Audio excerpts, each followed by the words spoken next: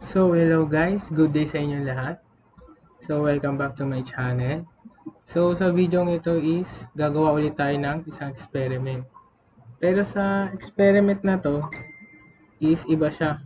Wala tayong diagram or schematic na pagbabasehan sa gagawin nating experiment. Ang pagbabasehan lang natin is yung Boolean function or expression niya. Kung anong logic or kung anong type ng logic gate yung gagamitin natin. So, ito yung gagawin nating experiment. Yung Y, Z, W, and X. Apat na diagram gagawin natin. So, sa first, yung Y. Etong naka-open parenthesis na A times B plus open parenthesis na A times B. Etong guhit sa taas, yung indicator niyan is may inverter siya or NOT gate. So, itong first. Sa una, yung A na may guhit. So, dito sa unang naka-open parenthesis, yung logic gate na gagamitin natin is AND gate. Kasi A times B, Boolean expression ng AND gate. So, first. Then, lalagay tayo ng input and output muna.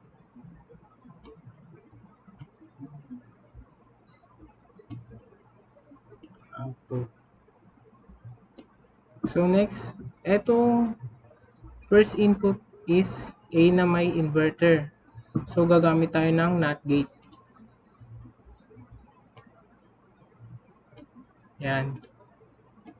Connect natin.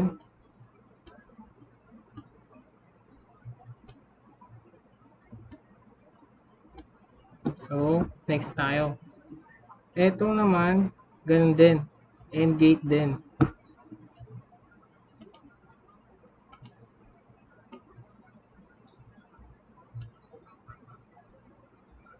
Input and output ulit.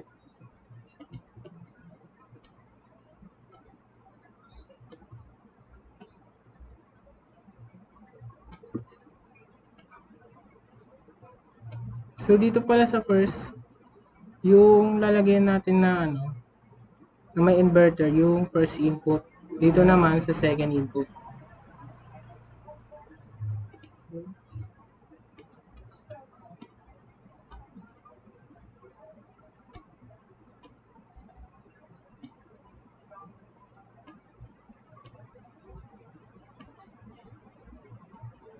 So, sa pinaka-output po niya na gagamitin natin is yung or NOR gate. Kasi may inverter din po siya.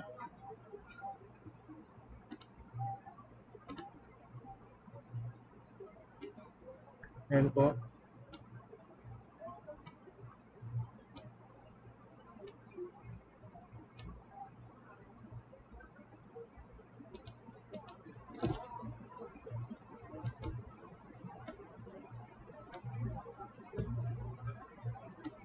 So, ito po yung first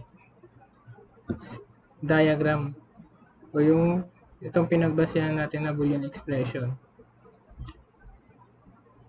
So, pag in-open po natin itong first input na may inverter, nakailaw po rin po. Pero pag in-open po natin itong isang walang inverter, still naka-open pa rin po yung or may output pa rin po tayo. Ito namang sa isa, sa second, so nawalan po ng output. So, dito po,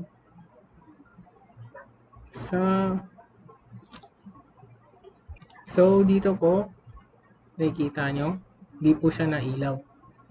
So, yung sa NOR gate po kasi, pag 0, 0, iilaw po siya. Pero pag 1, 1 naman po, hindi po siya iilaw. Tulad po nito. May inverter po yung isa. So, 1 siya. Ito rin po, 1. Pero pag binuksan po natin itong huling may inverter, so, iilaw po siya. So, 0, 0.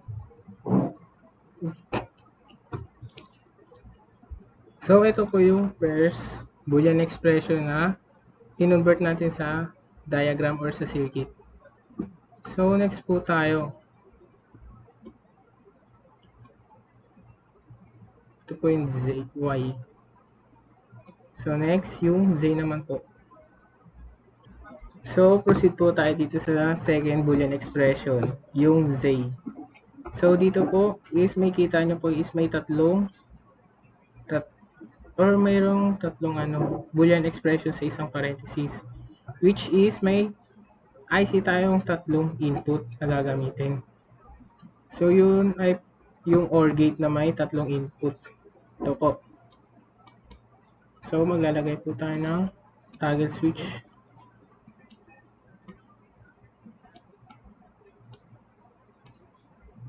Yan po. So, dito naman po is OR gate lang na 2 input. Po. Next is ganun din sa dulo or dito sa third. May tatlong input din. Yan. So, dito po sa first equation ng Boolean expression, sa pangatlong input is may inverter siya. So, maglalagay po tayo ng isang NOT gate. Dito rin po sa second equation, ito po, may inverter din po. Dito naman sa last, sa unahan yung may inverter. So, lagay po tayo ng toggle switch.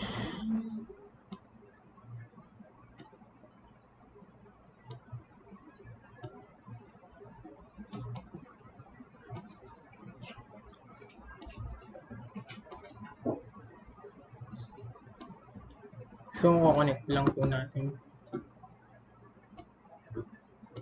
Yan. And then ito, sa NOT gate. Punta dito.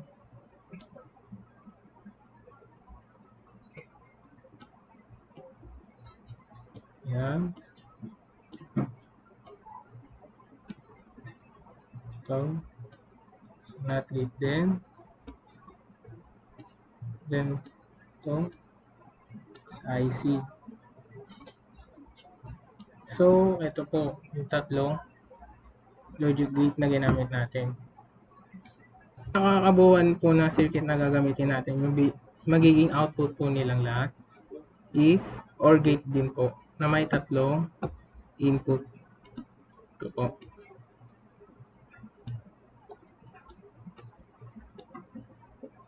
Connect lang po natin sila.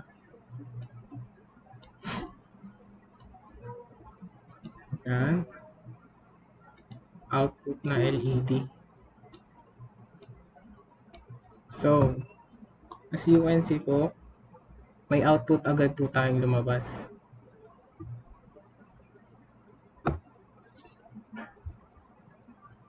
So, ano po is may output agad po siya. Sa OR gate po kasi, pag 1 plus 0 plus 1 pag 2 input.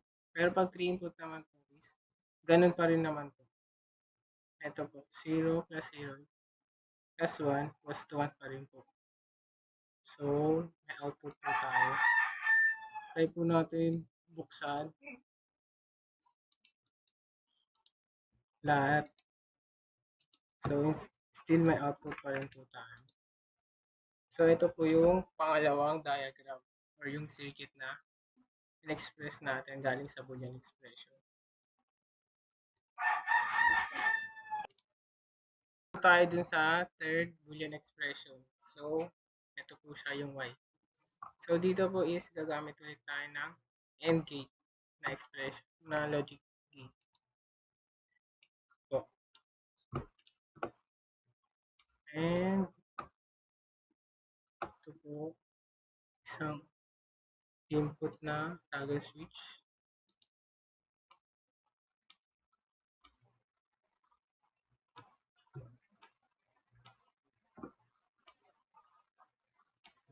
So, Yung isa pang logic gate na gagamitin natin para makita natin yung pinaka-output is yung OR gate. Pero pero gagamit po tayo ng isang inverter na sa output.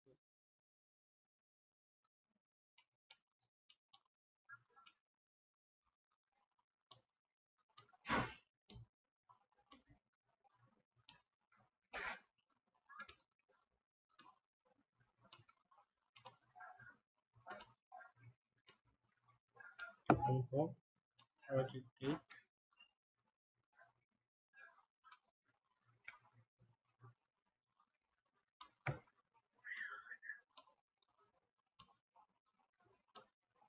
So, yun po.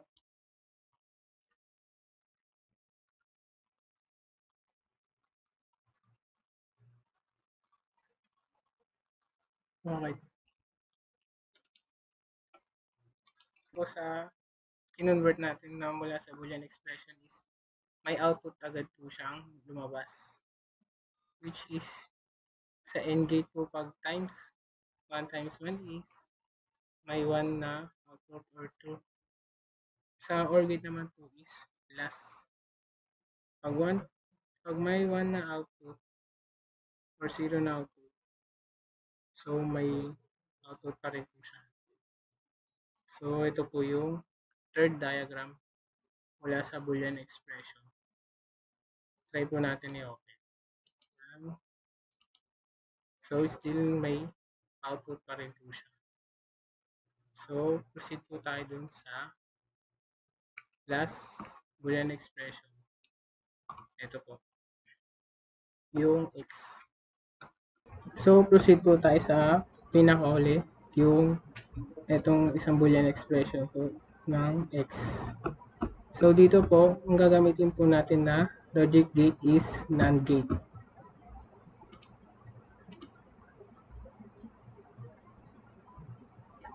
Ito po, yung may inverter po siya. So sa first input niya po is may inverter. So naglalagay lang po tayo ng NOT gate. So input na po na toggle switch. Next is NAND gate rin po.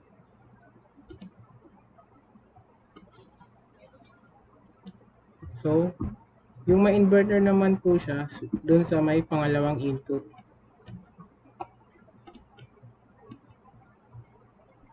Yan po. Input, toggle switch ulit. Yan. So sa pinakagagamitin po natin na output na IC is OR gate. Yan po. So kukonek lang po natin.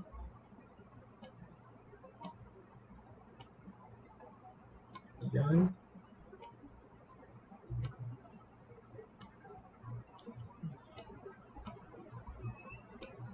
So ito po. Oops, yung pinaka-output po po ng LED. So yun. So sa nakikita nyo pong diagram, ito po, is may output na po agad tayong lumabas. Kasi dalawang inverter po yung gamit natin na IC. So na NAND gate. Kaya po may output agad po tayo. So, pag binuksan po natin lahat, still may output pa rin po tayo. So, yun lang po guys. Salamat sa panonood. And